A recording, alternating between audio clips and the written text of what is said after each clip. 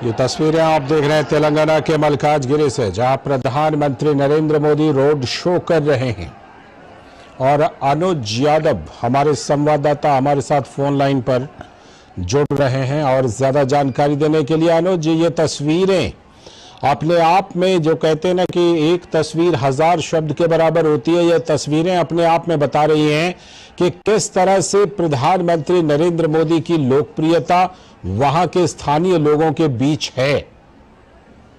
ठीक है लालचंद्र, बिल्कुल आपने सही कहा। तस्वीरें जिस तरीके से बयां कर रही हैं, दक्षिण भारत के अंदर प्रधानमंत्री नरेंद्र मोदी की लोकप्रियता इन तस्वीरों के माध्यम से दिखाई दे रही है।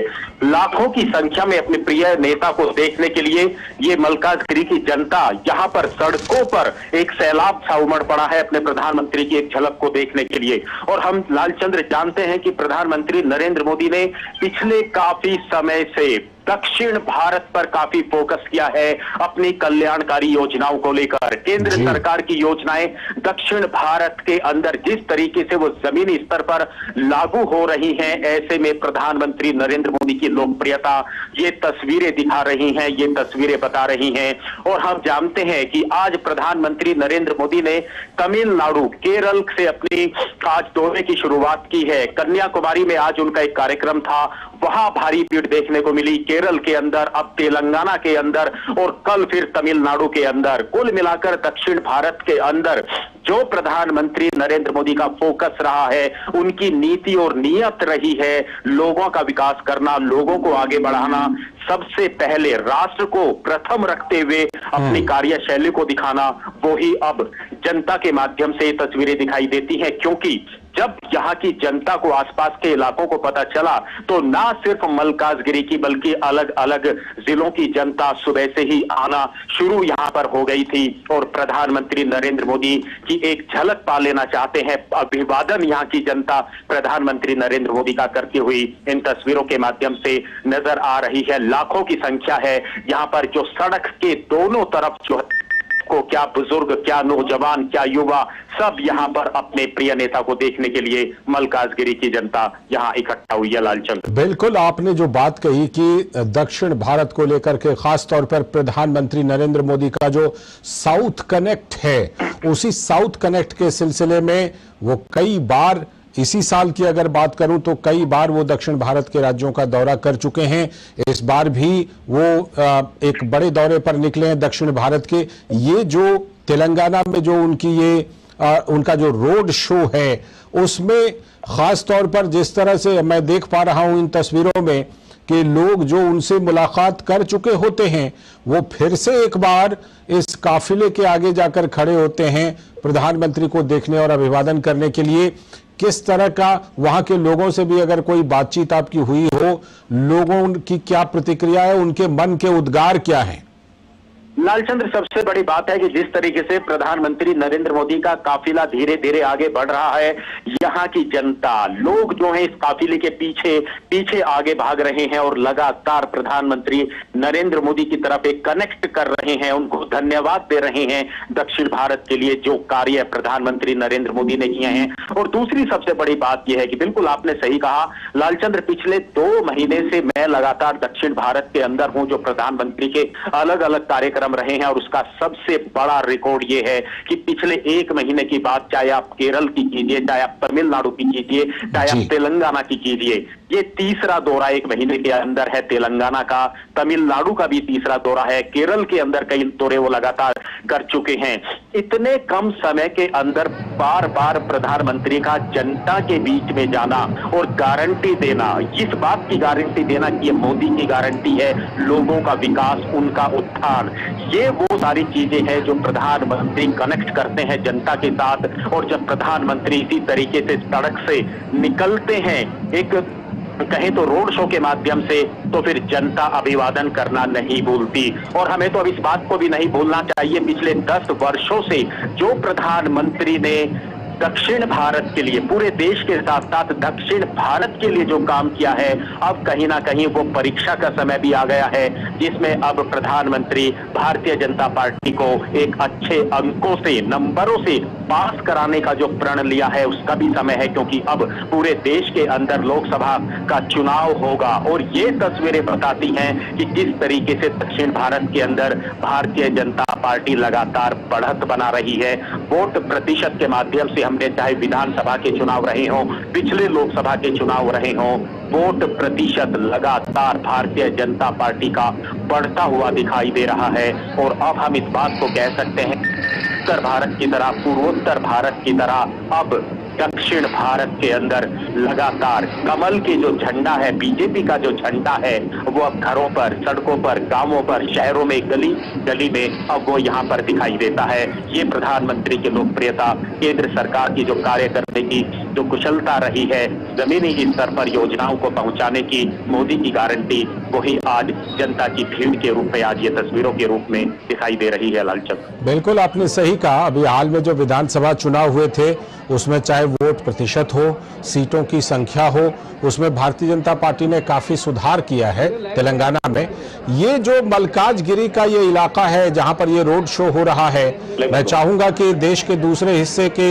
हमारे दर्शकों को आप जरा बताइए कि ये मल्काजगिरी किस तरह का इलाका है, ये रोड शो कहां पर है, प्रधानमंत्री नरेंद्र मोदी जहां पर अभी रोड शो कर रहे हैं। देखिए, सबसे बड़ी बात है ये मल्काजगिरी, आप दर्शकों की जानकारी के लिए लालचंद्र बता दें, ये देश की सबसे बड़ी लोकसभा है, सबसे बड़ी लोकसभा। हम चाहे भौगोलिक स्तर से कहें या वोट के माध्यम से हम कहें यहाँ पर।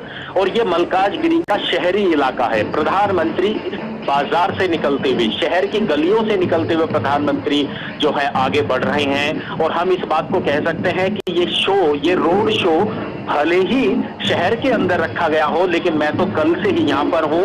सुबह से ही जो ग्रामीण इलाकों की जनता है वो अपने अपने अलग अलग ट्रांसपोर्ट के माध्यमों से वो यहाँ पहुंचना शुरू हो चुकी थी।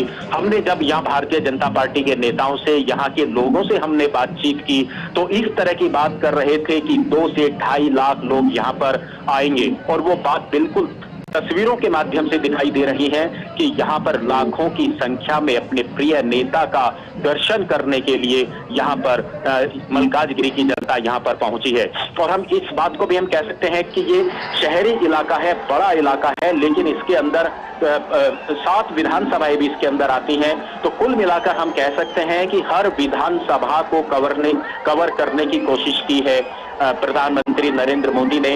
इस रोड शो के माध्यम से सभी विधानसभाओं के लोगों को, लोकसभा के लोगों को यहाँ पर आमंत्रित किया गया था। और आज इस रोड शो के माध्यम से हम इन तस्वीरों को देख रहे हैं कि सड़क के दोनों तरफ यहाँ पर युवाओं के मन में जो एक उत्साह है, और आज सबसे बड़े जो नारे यहाँ पर लगते हुए दिखाई दिए, वो हर बार की तरह वही मोदी मोदी मोदी जो है यहाँ की जनता लगातार करती हुई प्रधानमंत्री के काफिले के साथ साथ आगे बढ़ रही है। लालचंद जी, दक्षिणी राज्यों की बात करें अनुज, तो हम जानते हैं कि कर्नाटक में भारतीय जनता पार्टी बहुत मजबूत रही है।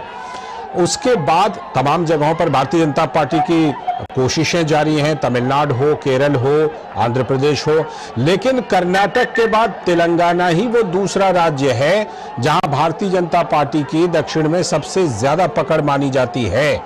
ये तेलंगाना जो है, यहां पर भारतीय जनता पार्टी और ज्यादा कोशिशें करके और यहां पर कर्नाटक के बाद एक और बड़ी सफलता की कोशिश कर सकती है इस तेलंगाना राज्य में। लालचंद्र, अगर हम तेलंगाना को उत्तर प्रदेश की राजनीति से और बिहार की राजनीति से अगर हम जोड़ के देखें तो वही चीजें यहाँ भी तेलंगाना के अंदर दशकों से लगातार रही थी। वंशवाद की राजनीति, भ्रष्टाचार, उसको जब खत्म करने का जो बेड़ा प्रधानमंत्री नरेंद्र मोदी ने उत्तर भारत के राज्यों के अंदर उठाया, वहां हम आज जानते हैं कि वहां वंशवाद की राजनीति खत्म हुई है, जातिवाद खत्म हुआ है। तेलंगाना के अंदर जब लगातार प्रधानमंत्री मोदी यहाँ पर चाहे विधानसभा चुनावों की बात करें या अलग अलग जितनी भी कार्यक्रम प्रधानमंत्री के रहते हैं, उन्होंने सबसे ज्यादा टारगेट वंशवाद की राजनीति को तेलंगाना के अंदर किया, जातिवाद की राजनीति को, भ्रष्टाचार के जो मुद्दे लगातार यहाँ की अखबारों की सुर्खियां में, मीडिया में बने रहते हैं, प्रधानमंत्री ने उन पर काफी फोकस किया। लोगों के बीच में जाकर, जनता के बीच में जाकर इस बात का जिक्र किया कि आप देखिए उत्तर प्रदेश को, आज आप देखिए बाकी राज्यों के अंदर, आप देखिए मध्य प्रदेश को, आप देखिए किस तरीके से लगातार आगे बढ़ रहे हैं।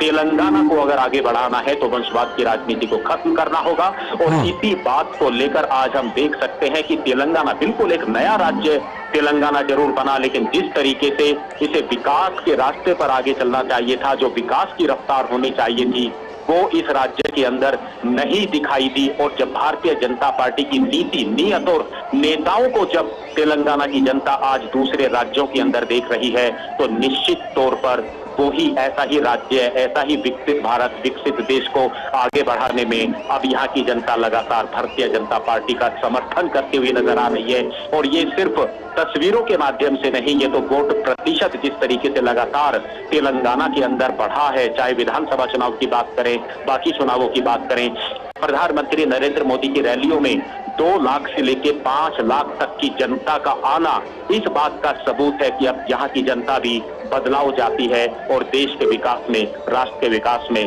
प्रधानमंत्री का साथ देना चाहती है। लालचंद अनुज, तेलंगाना में प्रधानमंत्री का ये रोड शो तो चल रहा है मल्काजगिरी में। प्रधानमंत्री के इस दौरे के दौरान तेलंगाना में प्रधानमंत्री के कुछ और कार्यक्रम भी हैं क्या? देखिए, तेलंगाना के बाद प्रधानमंत्री अब तमिलनाडु से आज उनकी शुरुआत हुई थी, केरला के अंदर थे, अभी शाम को तेलंगाना के अंदर, और इसके बाद प्रधानमंत्री नरेंद्र मोदी तमिलनाडु के में भी जाएंगे। तमिलनाडु में भी उनके कार्यक्रम रहेंगे। तो निश्चित तौर पर तेलंगाना के अंदर कल कार्यक्रम रहेंगे।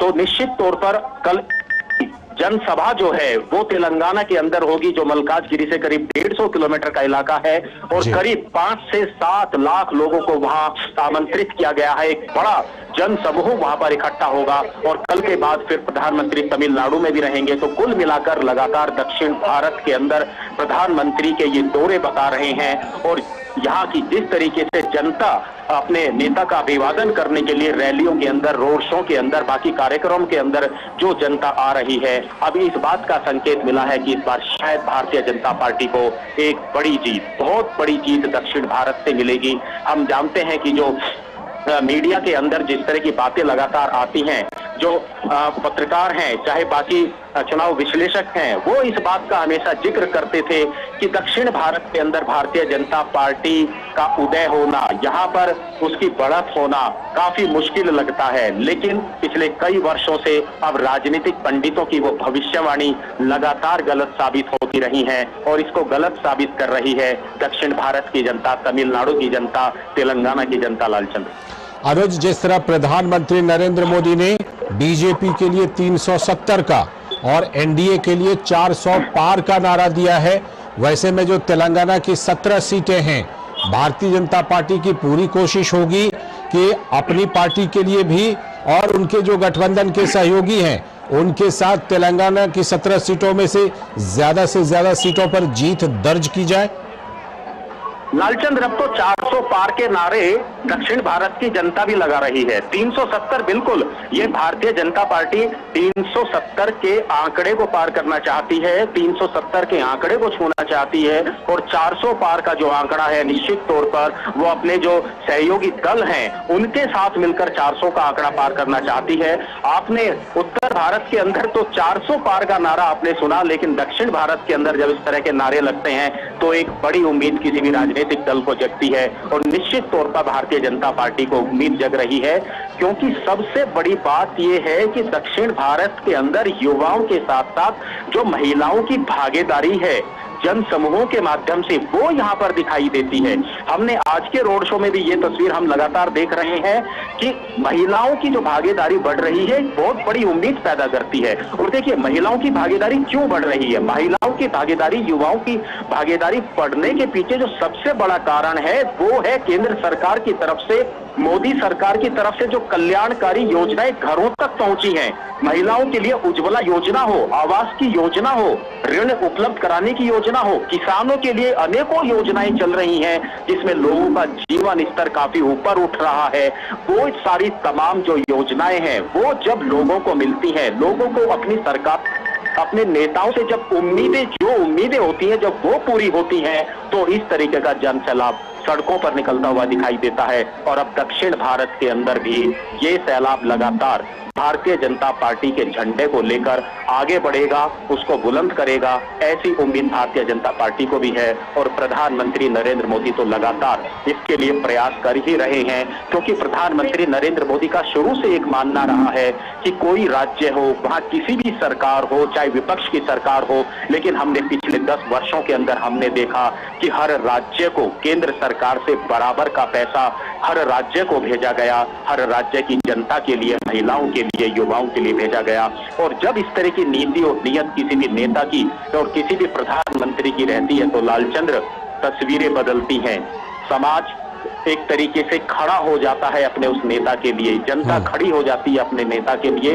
और सबसे बड़ी बात है कि जो दशकों से जो बदलाव नहीं होते, जब वो बदलाव दिखाई देते हैं तो राजनीति के अंदर भी कई बदलाव होने लगते हैं। लालचंद्र बिल्कुल। और जिस तरह से अनुज, जैसा हम जानते हैं कि अभी हाल ही में वहां पर विधानसभा चुनाव हुए, कांग्रेस ने बीआरएस को सत्ता से बेदखल कर दिया, तो जाहिर सी बात है कि बीआरएस इस समय सत्ता से बेदखल हुई है। कांग्रेस पार्टी लोकसभा चुनाव में कहीं ना कहीं कांग्रेस पार्टी के ऊपर भारतीय जनता पार्टी को एक एडवांटेज रहता है। ऐसे में जो विधानसभा के चुनाव में भारतीय जनता पार्टी तीसरे नंबर की ताकत के तौर पर उभरी है, उसके लोकसभा चुनाव में पहले नंबर की ताकत बनने की भी संभावना दिख रही है तेलंगाना में। देखिए, उसका सबसे बड़ा कारण यही है। और लालचंद्र, जिस बात की शुरुआत मैंने की थी उसी को हम दोबारा मैं उस बात को बोलना चाहूंगा कि क्षेत्रीय पार्टियां, क्षेत्रीय दलों के अंदर जो पूरे देश के अंदर तो वंशवाद की राजनीति दिखाई देती है, वो तेलंगाना के अंदर भी रही। जो भ्रष्टाचार के जो बड़े बड़े मामले आते हैं वो तेलंगाना के अंदर भी रहे। और शायद इसी वजह से हम जानते हैं कि क्षेत्रीय पार्टियों का उदय जितनी तेजी से होता है, क्षेत्रीय पार्टियों का ग्राफ भी उतनी तेजी से ही गिरता है।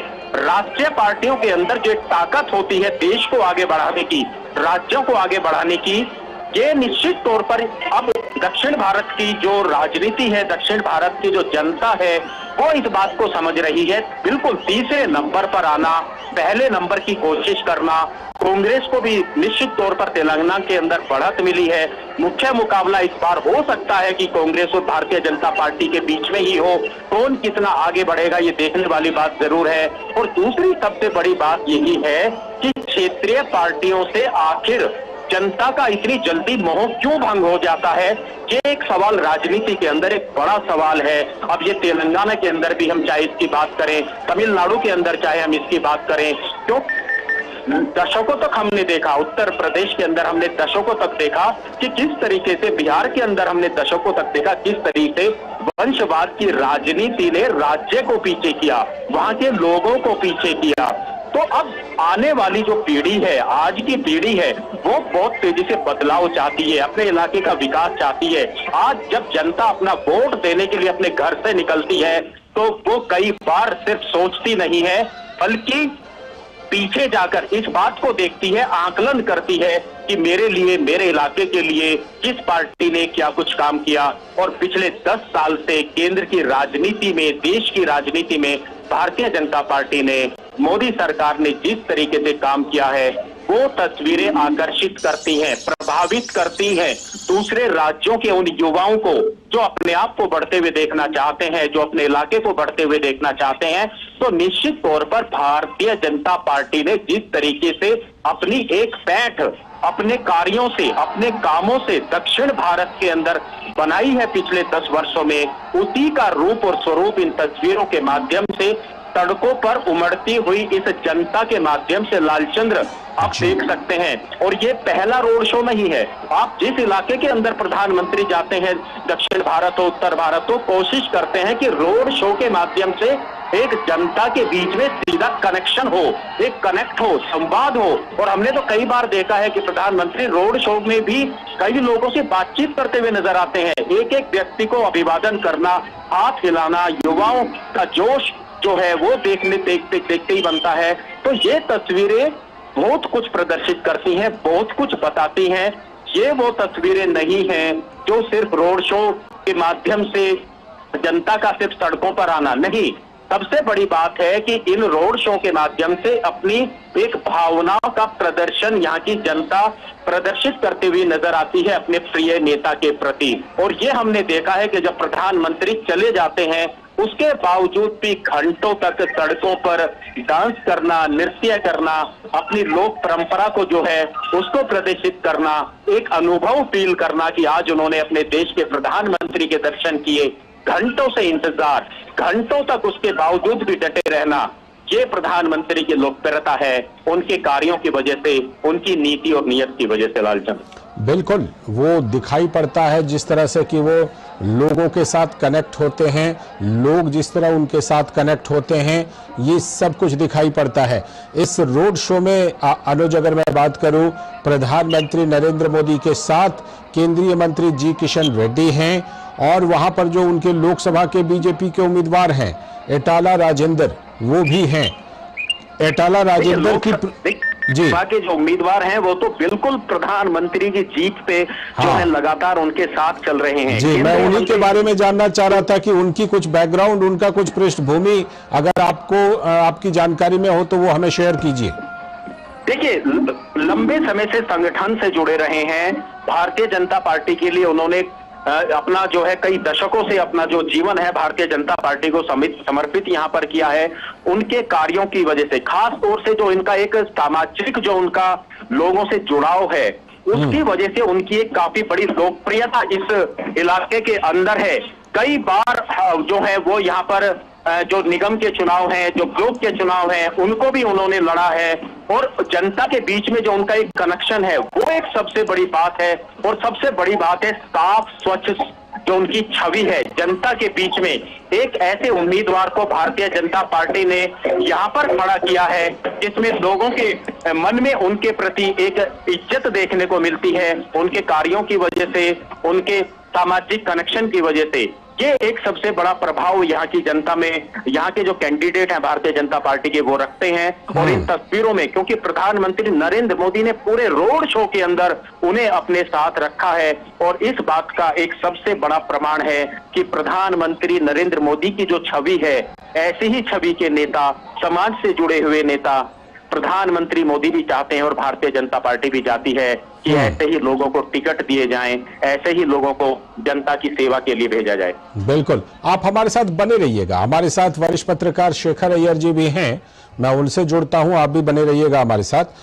शेखर सर, जो हम साउथ कनेक्ट की बात कर रहे थे, प्रधानमंत्री नरेंद्र मोदी के लिए, भारतीय जनता पार्टी के लिए तेलंगाना वो राज्य है जहां कर्नाटक के बाद अगर हम कहें तो भारतीय जनता पार्टी की सबसे ज्यादा, यानी दूसरे नंबर पर, फिलहाल की बात कर रहा हूं, फिलहाल तेलंगाना ही वो राज्य है जहां पर भारतीय जनता पार्टी के विस्तार की सबसे ज्यादा संभावना है और सबसे ज्यादा दूसरे नंबर की पकड़ भी है तेलंगाना में। चंद जी, आपने देखा कि 2018 विधानसभा चुनाव और 2023 विधानसभा चुनाव, उसमें 2018 में बीजेपी को 7% वोट मिली थी, अब 2023 में जाके 14% वोट मिला है। और जब लोकसभा पे, ये लोकसभा में कम से कम 4 सीटें तेलंगाना बीजेपी की है। अब बीजेपी उम्मीद कर रही है कम से कम 10 से ऊपर ले जाने की, जब कुल सीट वहां पे 17 सीट है।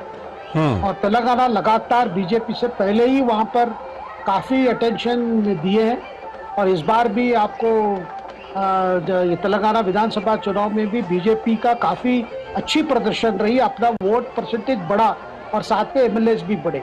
इसीलिए अभी इस लोकसभा चुनाव में भी, क्योंकि पिछले चुनाव में 4 सीटें मिली थी लोकसभा चुनाव में, इस बार ज्यादा उम्मीद है। कई लोग भारत राष्ट्रीय समिति से भी लोग छोड़ के इस पे शामिल हो रहे बीजेपी में, इसलिए ज्यादा उम्मीद है। आज अभी जो हम देख रहे हैं, ये जो प्रदर्शन, प्रधानमंत्री जी का रोड शो, लोगों का उत्साह और मलकजगिरी, जैसे आपके संवाददाता कह रहे थे, ये सबसे बड़ा लोकसभा चुनाव क्षेत्र है जो हैदराबाद से लगा हुआ है।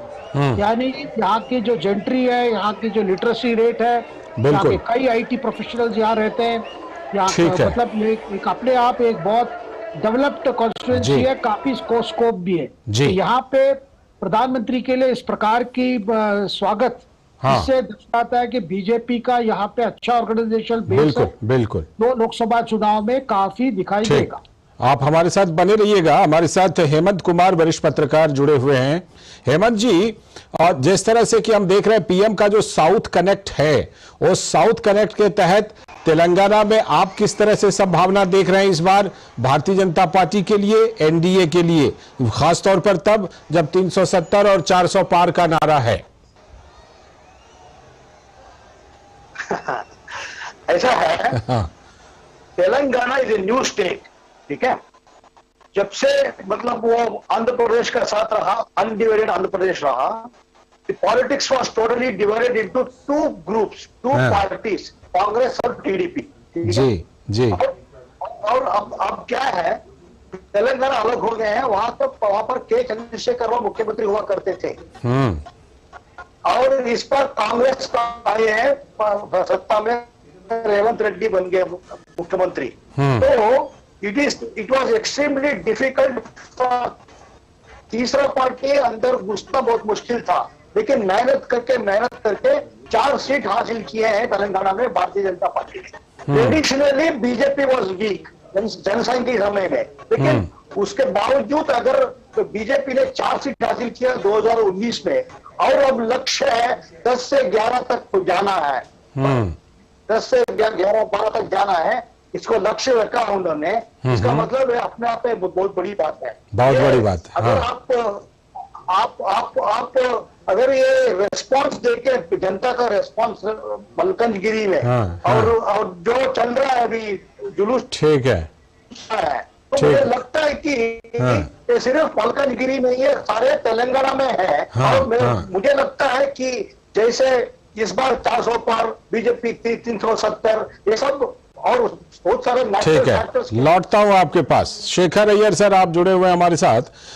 अभी एक प्रोग्राम हुआ था जिसमें तेलंगाना के सीएम ने प्रधानमंत्री को बड़ा भाई बताया और कहा कि भाई हम भी गुजरात की तरह विकास करना चाहते हैं। तो जो तेलंगाना के सीएम है, हम जानते हैं उनका एबीवीपी का बैकग्राउंड भी रहा है। ऐसे में तेलंगाना वो राज्य है जहां भारतीय जनता पार्टी के लिए काफी मतलब समर्थन जुटाने की गुंजाइश अभी भी बची हुई है।